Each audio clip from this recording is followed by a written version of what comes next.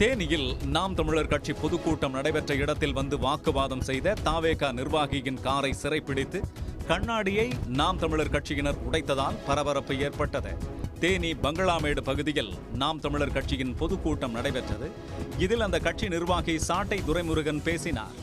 தாவேகா குறித்து அவர் கடும் விமர்சனத்தை முன்வைத்தார். இதை அறிந்து கூட்டம் நடைபெற்ற இடத்தில் திரண்ட தாவேகாவினர் கூச்சலிட்டனர். அப்போது தாவேகா நிர்வாகி ஒருவரின் காரை சிறைப்பிடித்த நாம் தமிழர் கட்சியினர் கார் கண்ணாடியை உடைத்ததால் பரபரப்பு ஏற்பட்டது.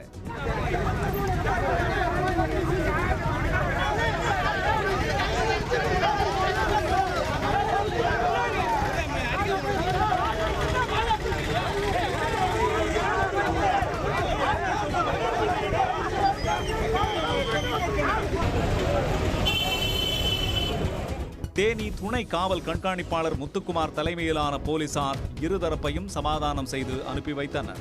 மேலும் பொதுக்கூட்டம் நடைபெற்றுக் கொண்டிருக்கும் போது இடையூறு செய்த தாவேகாவினர் குறித்து தேனி நகர போலீசார் விசாரணை மேற்கொண்டு வருகின்றனர். உடனுக்குடன் செய்திகளை தெரிந்து கொள்ள சன் நியூஸ் பெல் ஐகானை கிளிக் பண்ணுங்க.